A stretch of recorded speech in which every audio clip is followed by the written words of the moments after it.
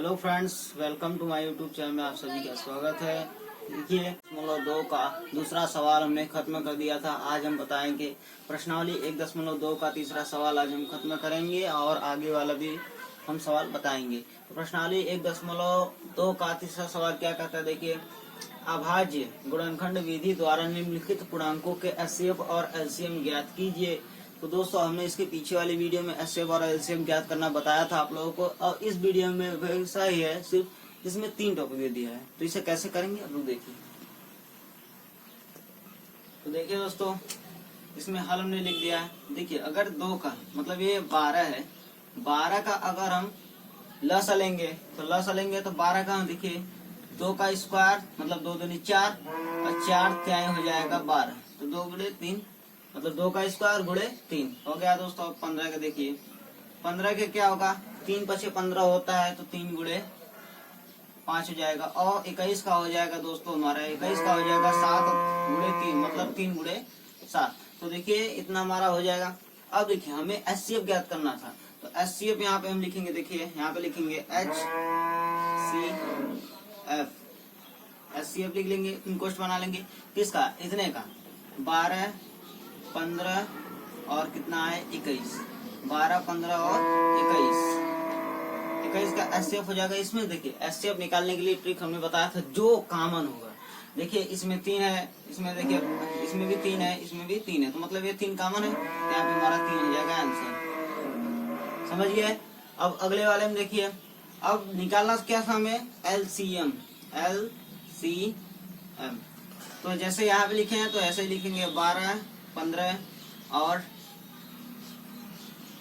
21 का एलसीएम क्या होगा। तो एलसीएम के लिए जो कॉमन है, कॉमन छोड़कर जो जितने बार अधिक आया है, तो इसमें देखिए 2 बार 2 आया है और 3 आया है। एक बार तो लिखेंगे 2 का 2 गुणे 2 और गुणे 3 लिख लिए, इतना हो गया। अब देखिए इन दोनों में से 3 हमने ले लिया, 2 भी ले लिया। अब देखिए इन दोनों में से 5 है 7 है, क्योंकि 3 हमने ले चुका है, तो यहाँ पे ले लेंगे हम 5, यहाँ पे ले लेंगे 7 और इससे हम गुणा करेंगे। देखिए 2 दूनी 4, 4 ते 12, 12 पंजे 60 और 60 का अगर हम 7 में करेंगे तो आएगा 420। अगर 60 का हम 4 में करेंगे, 7 में करेंगे तो आएगा 420। तो ये हो जाएगा हमारा एलसीएम, ये हो जाएगा हमारा एलसीएम। चलिए दोस्तों, अब अगला सवाल बताते हैं। ये पहला सवाल है और अगला सवाल देखिए यहाँ पे हल हमने लिखा है। देखिए 17 का जैसे हमने इस प्रोसेस में बताया वैसे ही करेंगे। देखिए 17 का अगर हम लेंगे लसा तो 1 गुणे 17 आएगा, क्योंकि आवाज है इसलिए नहीं कटेगा। अब 23 का अगर लेंगे हम, 23 का लेंगे तो ये भी आवाज है, 1 गुणे आएगा हमारा 23। और 29 का लेंगे तो देखिए 29 का लेंगे तो ये भी आवाज है, तो 1 गुणे आएगा 29। तो एचसीएफ बराबर क्या होगा, एचसीएफ बराबर क्या होगा, एचसीएफ कितना है 17 कामा 23 कामा 29 बराबर इसका एचसीएफ निकालेंगे। तो जो कॉमन है दोस्तों इसमें देखिए कुछ नहीं है तो 1 है ना, देखिए 1 तीनों में है तो हमारा 1 हो जाएगा कॉमन, इसलिए एचसीएफ हमारा 1 हो जाएगा। अब देखिए एलसीएम निकालने के निकालने के लिए क्या करेंगे, एलसीएम निकालने के लिए पहले हम यही चीज लिखेंगे जो हमारा सवाल में दिया हुआ है, 17 कामा 23 कामा 29 सवाल में दिया हुआ है। फिर बराबर का चिन्ह मारेंगे, जो हमारा कॉमन से रिलेटेड अधिक है, मतलब जो जिसमें ज्यादा बार आया है। मतलब यहाँ पे देखिए 17 आया, 23 आया, 29 आया, तो यहाँ पे लिख देंगे 17 23 और 29, 17 23 और 29 दोस्तों। तो इसका अगर हम गुणा करेंगे तो कितना आएगा, 17 का 23 में कीजिए, 17 का 23 में कीजिए और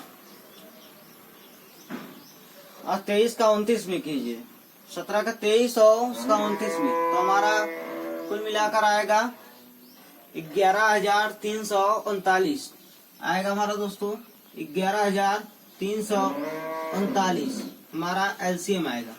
तो यहाँ पे हम एलसीएम बराबर लिख देंगे, एलसीएम बराबर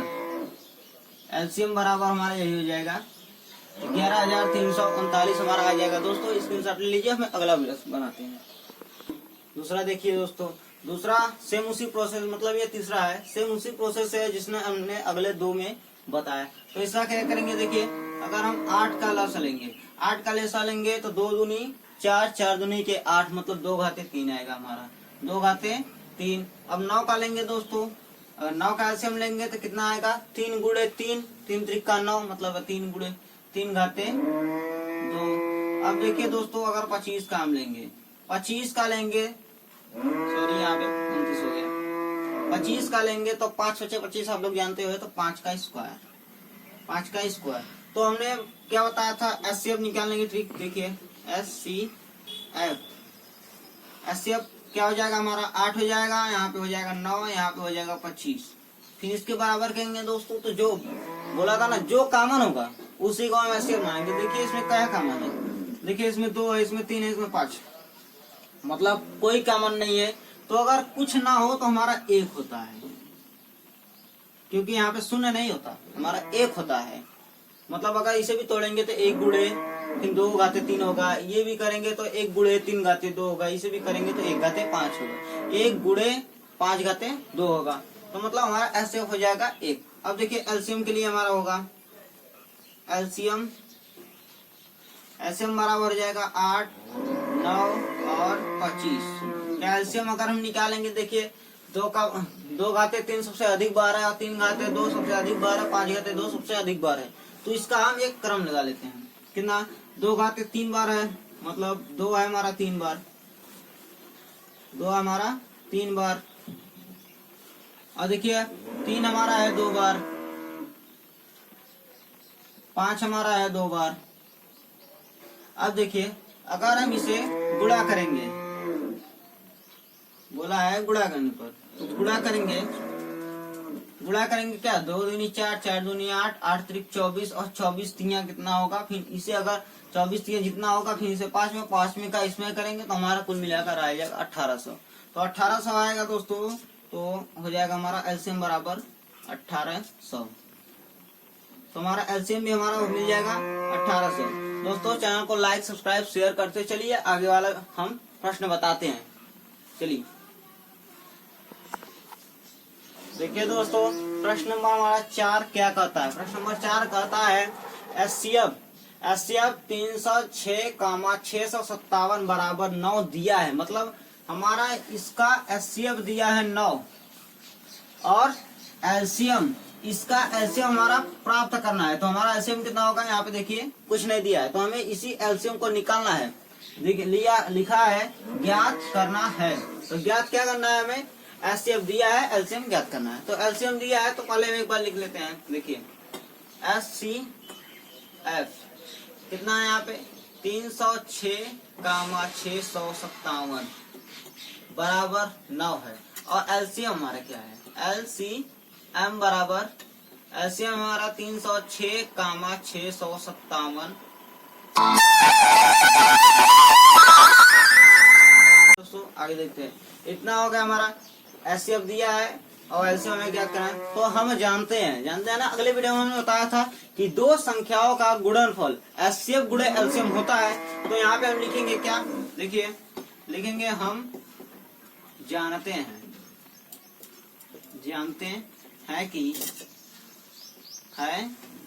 कि फिर इसके नीचे हम लिखेंगे दो संख्याओं का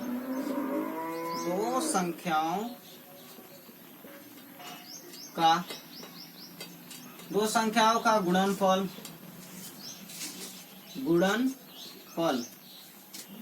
बराबर कितना होता है, एचसीएफ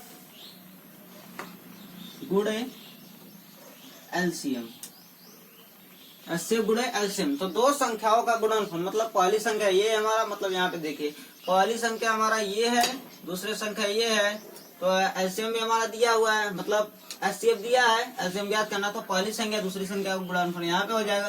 तो पहली संख्या हमारा 306 है, गुणे दूसरी संख्या 657 बराबर एचसीएफ कितना दिया है, एचसीएफ देखिए यहाँ पे हमारा 9 दिया है, तो एचसीएफ हम 9 कर देंगे गुणे एलसीएम, क्योंकि एलसीएम हमें ज्ञात करना है। तो देखिए कितना आसान है, देखिए ये गुणा में है तो अगर जाएगा तो नीचे हो जाएगा, देखिए यहाँ पे हो जाएगा 306 गुणे 657। देखिए 9 यहाँ पे प्लस है, मतलब यहाँ पे गुणा में है, और नीचे आएगा तो यहाँ पे हो जाएगा भाग में 9 बराबर हो जाएगा एलसीएम। अब देखिए 9 से अगर 306 काटेंगे, देखिए 9 त्रिक 27 हो जाएगा दोस्तों, 9 त्रिक 27। और देखिए 9 त्रिक 27 और यहाँ पे 30 है तो कितना बचा, 3 बचा, 3 बचा, यहाँ पे जाएगा 9 चौक 36, 9 चौक 36। तो यहाँ पे देखिए लिखेंगे 34 गुणे 657 बराबर LCM कितना हो गया। तो 34 और 657 का हम अगर करेंगे गुणा तो कितना आएगा हमारा आंसर दोस्तों, 22,000 कुल आएगा 22,338। तो आएगा, इसे इधर पलट लेते हैं, LCM आएगा हमारा 22,338। हमारा यही ज्ञात करना था, यहाँ पे नीचे आ गया, लिख लीजिए दोस्तों, स्क्रीनशॉट ले लीजिए पट से। चलिए दोस्तों 5वां सवाल हम देखें, बोला क्या है एक बार देख लीजिए। जांच कीजिए कि क्या प्राकृतिक संख्या n के लिए 6n अंक 0 पर समाप्त हो सकता है। दोस्तों हम बता रहे हैं कि नहीं हो सकता, क्योंकि संख्या 0 पर समाप्त करने के लिए 2 गुणे 5 का हमें जरूरत होता है, क्योंकि 2 गुणे 5 नहीं आएगा, इसलिए हमारा आसान मतलब समाप्त नहीं होगा। यहाँ पे देखिए 6 है, 2 गुणे 3 होगा, नहीं होगा। इसलिए इसे कैसे हल करते हैं उसे हम बताने वाले हैं। लिखेंगे क्या, देखिए इसमें सिर्फ लिखने वाला है, आप लोग देखिए। हम जानते हैं कि यहाँ पे लिखेंगे, हम जानते हैं कि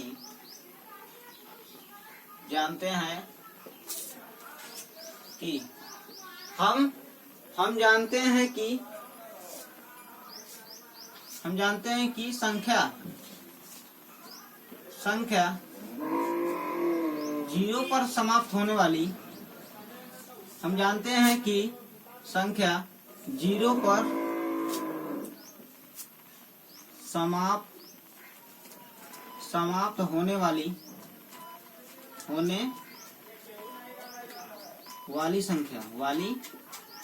संख्या 2 गुणे 5 के रूप में होना चाहिए, रूप में होना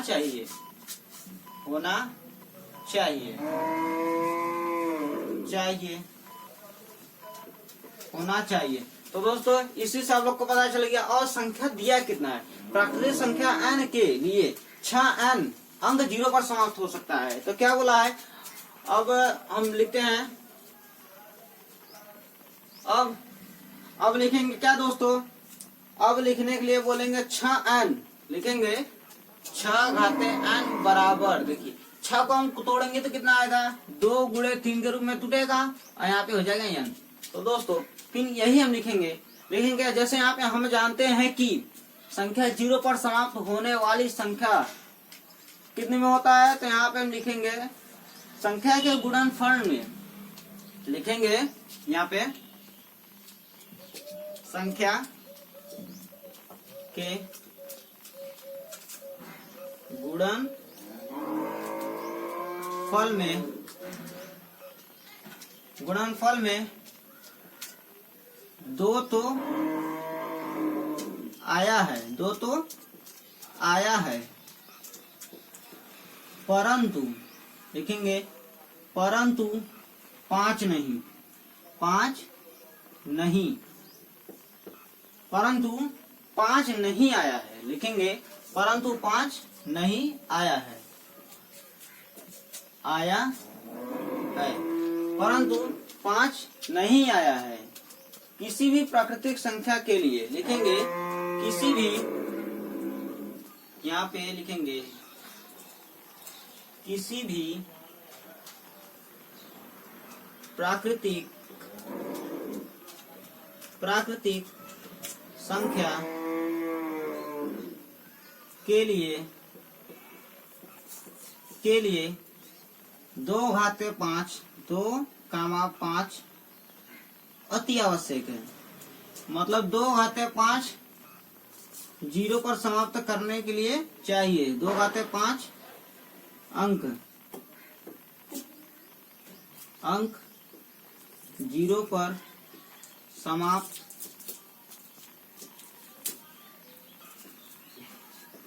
होने के लिए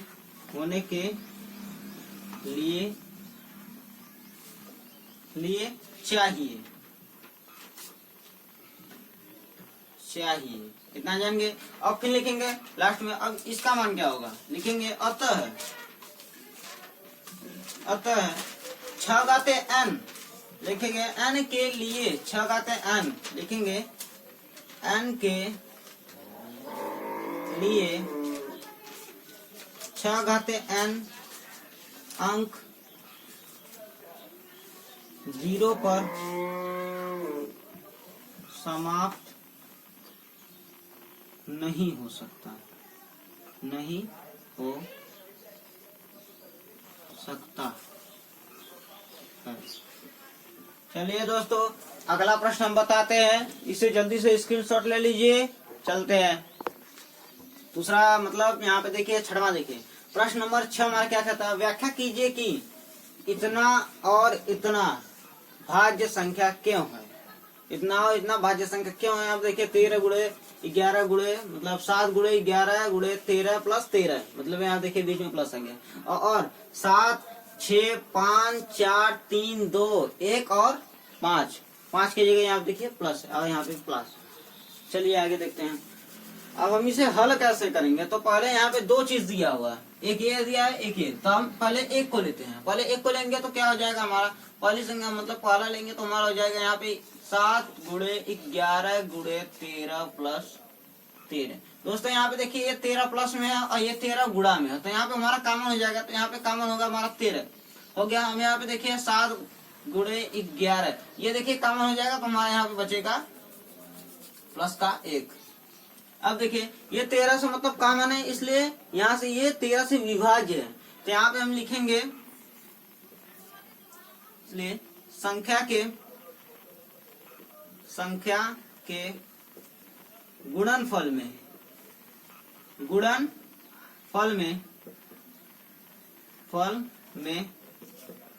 13 प्राप्त होता है, 13 प्राप्त होता है। इसलिए संख्या 13 से विभाज्य है, 13 से विभाज्य है। अतः यहाँ पे लिखेंगे अतः संख्या भाज्य संख्या है, मतलब लिखेंगे अतः यह भाज्य है, अतः लिखेंगे संख्या भाज्य संख्या है, तो संख्या लिखेंगे अतः यह भाज्य संख्या है। यही हो जाएगा दोस्तों हमारा आंसर। चैनल को लाइक सब्सक्राइब शेयर करते चलिए, आगे चलते हैं। दूसरा सवाल पे क्या कहता है, दूसरा सवाल कहता है, देखिए यहाँ पे दूसरा दिया है 7 गुणे 6 गुणे 5 गुणे 4 गुणे 3 गुणे 2 गुणे 1 और प्लस में 5। अब देखिए यहाँ पे देखिए प्लस 5 है, मतलब यहाँ पे गुणा में 5 है, यहाँ पे देखिए प्लस में 5 है, तो यहाँ पे 5 हमारा कॉमन हो जाएगा, तो 5 हमने कॉमन ले लिया। ये दूसरा वाला है 5 अगर कॉमन ले तो हमारा बचेगा क्या, देखिए यहाँ पे हो जाएगा 7 गुणे 6 गुणे 5 हट गया, अब यहाँ पे 4 गुणे 3 गुणे 2 गुणे 1 है, तो ये 5 और 5 खत्म हुआ, तो यहाँ पे कॉमन ले लिया था, तो यहाँ पे कॉमन लेने के बावजूद हमें बचेगा 1। हो गया दोस्तों। अब इसके आगे क्या करेंगे, देखिए यहाँ पे जैसे हमने अगले वीडियो में लिखा था, क्योंकि संख्या में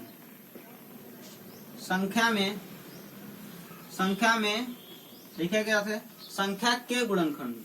संख्या के गुणनफल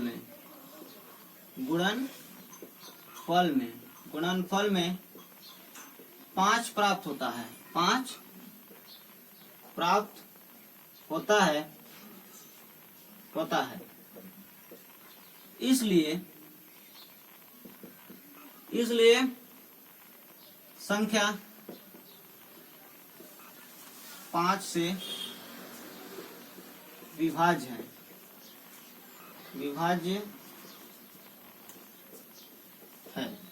तो फिर लिखेंगे इसलिए संख्या 5 से विभाज्य है, फिर नीचे लिखेंगे अतः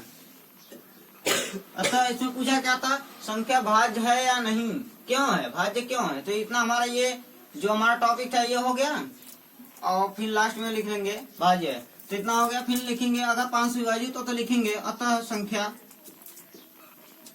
संख्या भाज्य है। हो गया दोस्तों। अगले प्रश्न पे चलते हैं, स्क्रीनशॉट ले लीजिए। चलिए दोस्तों, प्रश्न नंबर हमारा 7। प्रश्न नंबर 7 हमारा 7 नहीं है। चलिए प्रश्न नंबर 7 इतना बड़ा है कि लिखेंगे तो ब्लैक बोर्ड ना इसमें भर जाएगा, तो सवाल नहीं लगा पाएंगे। इसलिए हम बुक से प्रश्न आप लोग को बोल देते हैं। बुक से बोलेंगे, देखिए लिखा क्या है बुक में, पढ़ रहे हैं हम। देखिए, किसी खेल के मैदान के चारों ओर एक वृत्ताकार पथ है। किसी खेल के मैदान में, ये मैदान हो गया, चारों ओर एक वृत्ताकार पथ है। वृत्ताकार पथ है। इस मैदान का एक चक्कर लगाने में सोनिया को 18 मिनट लगती है, जबकि इसी मैदान का एक चक्कर लगाने में रवि को 12 मिनट लगती है। मान लीजिए वे दोनों एक ही स्थान पर और एक ही समय पर चलना प्रारंभ करेंगे, एक ही दिशा में चलते हैं। कितनी समय बाद वे पुनः प्रारंभिक स्थान पर आएंगे। तो दोस्तों, कितनी समय बाद वो पुनः प्रारंभिक स्थान पे आएंगे, तो वो हमें मतलब ज्ञात करना है। और इसमें सोनिया क्या है, सोनिया 18 मिनट में तय करते हैं और रवि 12 मिनट में तय करता है। तो लिखेंगे यहाँ पे, बुक में से लिखेंगे, लिखा प्रारंभिक स्थान बोला था ना, तो हल में लिखेंगे हम। यहाँ पे क्या देते हैं, हल में लिखेंगे प्रारंभिक स्थान पर दोनों के मिलने का समय। लिखेंगे प्रारंभिक स्थान पर दोनों के मिलने का समय। और क्या कह रहा है, समय बराबर कितना था, 18 है और 12 है। 18 और 12 है। क्या निकालना है, प्रारंभिक स्थान पर चलने का समय निकालना है। तो यहाँ पे हम करेंगे, तो इसका हम एलसीएम लेंगे। इसका हम एलसीएम करेंगे तो हमारा आंसर आ जाएगा, क्योंकि उसी चैप्टर का। तो लिखिएगा 18 का अगर हम एलसीएम लेंगे तो कितना आएगा, देखिए 2 3 6 6 18 हो गया। 18 का एलसीएम। अब 12 करेंगे तो हमारा आ जाएगा, मतलब 3 गुणे 2 5, 3 दूनी 6 और मतलब 4 3 12, 3 गुणे 4 आएगा। 3 गुणे 4 तो हम 2 गुणे 2 लिख देते हैं। 3 दूनी 6, 6 दूनी 12 हो गया। अब देखिए दोस्तों, पूछा गया था और इसमें एलसीएम निकालना था। एलसीएम हमारा क्या हो जाएगा, एलसीएम का जो जिसमें अधिक बार आया हो। इसमें देखिए अधिक बार इसमें 3 आया है और इसमें अधिक बार 2 आया ना। तो यहाँ पे अधिक बार 3 है, तो यहाँ पे 3 गुणे 3 लिख देंगे। इसमें अधिक बार हमारा 2 है, तो 2 गुणे 2 लिख देते हैं। हमारा आंसर कितना आएगा, इसे हम जोड़ लेते हैं। देखिए 3 3 का 9, 9 3 27 और 27 दूनी करेंगे तो यहाँ पे देखिए 27 दूनी, 7 दूनी 14, 4 80 लगा, 1 2 दूनी 4 1 5, कितना आएगा 54। कुछ गलत हो रहा है,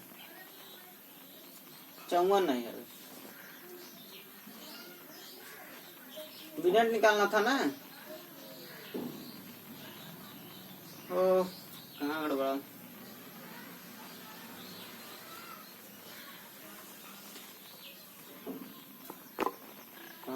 देखते हैं दोस्तों आंसर कितना आएगा। देखिए इसे हम एलसीएम का गुणा करेंगे। देखिए 3 3 का 9, 9 दूनी 18, 18 दूनी 36, तो हमारा आएगा 36 मिनट।